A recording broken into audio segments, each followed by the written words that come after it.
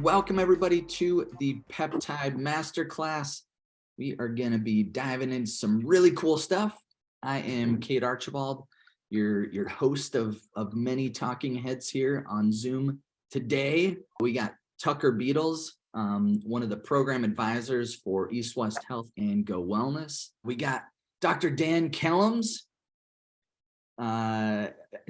He's our creative director with Go Wellness, as well as he's got his Peak Vitality as well. How's it going, Dan? Great. I'm super pumped. These have actually been really incredible. It's been a master class for me as well. So, it's we always spawn such just new ideas and taking, new approaches and a lot of the stuff we're doing. So I love this. Is like, for me, this is just like our brain lab. It's like every time we do these, I walk away, I'm like, yeah, that was awesome. So I'm super stoked to be here. And then we got the amazing Annie Asher. And then last but not least, we got the creator and founder himself, Regan Archibald. Regan, how you doing? I'm really pumped about today. What I did yesterday is I dove in and I said, okay, what's the easiest way to start implementing peptides in your practice? What's the easiest way you can start implementing it on yourself?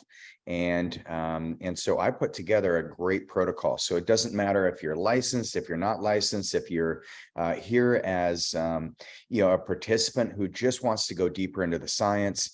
We're going to show you very simple ways that you can maximize your longevity and maximize your youthfulness and really optimize your longevity with bioregulators. So we're going to go a deep, nerdy dive into it, and we're going to have a ball because I'll tell you just an overview of these bioregulators.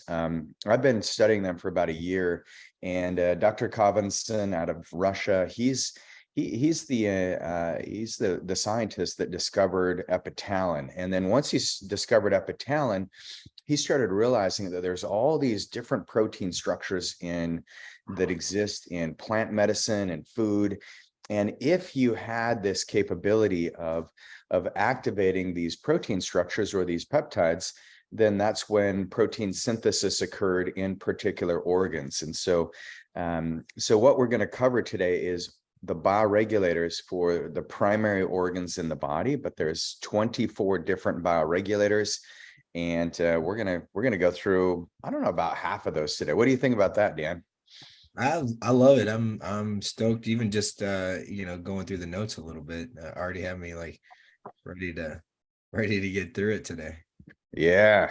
Well, and if you think about it, Dan, like you remember protomorphogens from standard process. These bioregulator peptides, one of the discoveries was that every organ system in our body has the release of these peptides, and those peptides will actually help activate different responses in a particular organ and gland. If we look at all the systems in the body and we say, okay, what do we need to be doing to keep these systems optimized?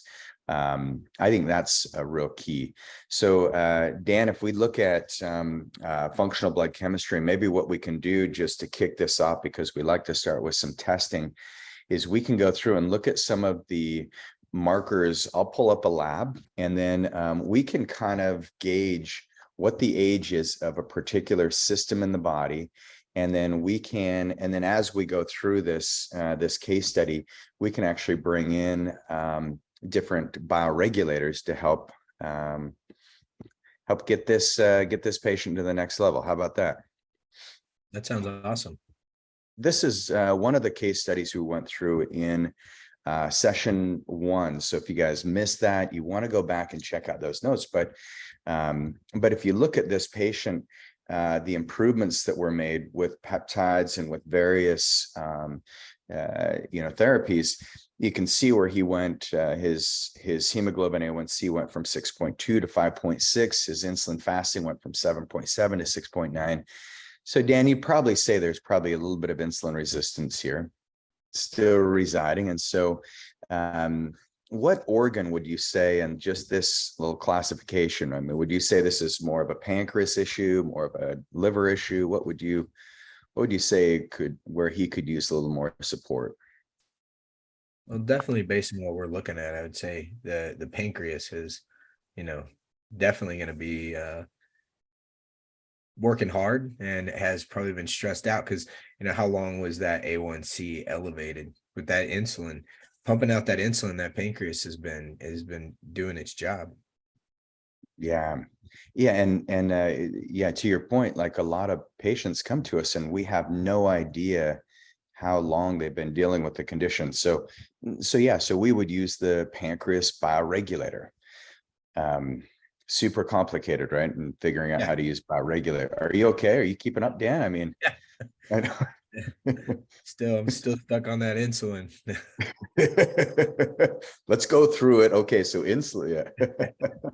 And then if you go to the blood urea nitrogen, so now we look his blood urea nitrogen's elevated, his creatinine's elevated, his ratios look good, but his GFR is low.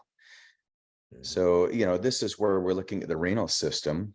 And just to give you some context, he is somebody who's pushed himself. He ran a big law firm and great entrepreneur, just a pillar in Salt Lake, gave back to the society, lots of nonprofits that we worked with them over the years on.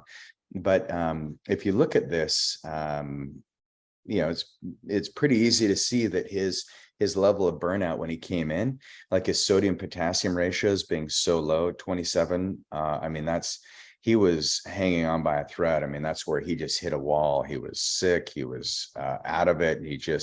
All his zest went away. And so the interesting thing about this is you can see on his kidneys that the GFR even dropped a little bit, even though everything else improved. What would you make of that?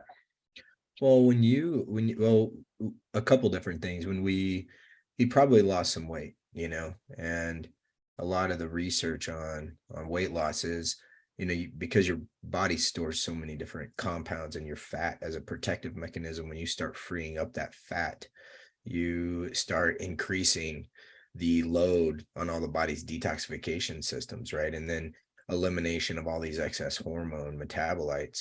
That's going to be kidney, it's going to be hitting the liver and the digestive tract pretty hard. So all of his body's draining systems and detoxification systems they're going to get loaded up as his body, improves this process. So, a lot of strain. It's rough to, I always think of it as like, once you do your dishes, how much junk is left in the drain at the bottom of the sink, it's like, so that all the filters, they take a beating.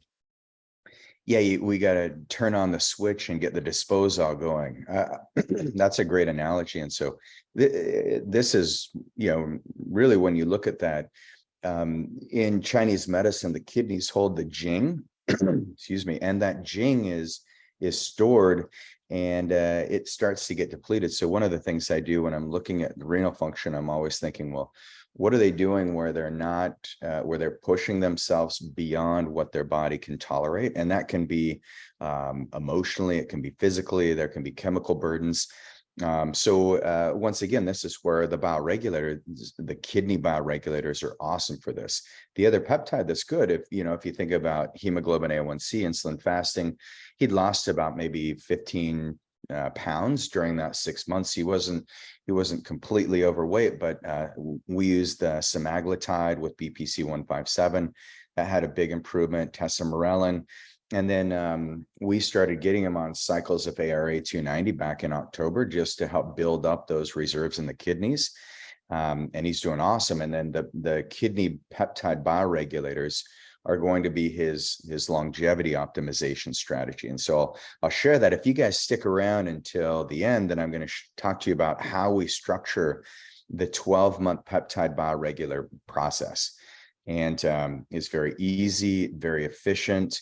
Once again, we're seeing phenomenal things from these bioregulators, but really when you start identifying, okay, where's the priorities? And so, this particular patient, there's still some issues that we've got in the kidneys, in the renal system, the adrenals.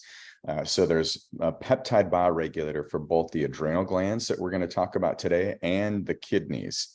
And then, he needs some pancreas support.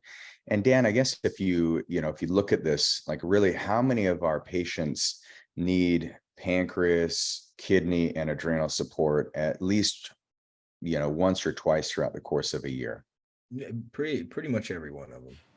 Hey everybody, Regan Archibald here. I hope you enjoyed the Go Wellness show and maybe learned a couple things you could apply to your practice. If you're a healthcare entrepreneur who wants to work in an academic think tank with like-minded humans who are just like you, looking to provide better service, better quality of care for your patients, reach us at info@gowellness.com and we're happy to do a free practice analysis for you.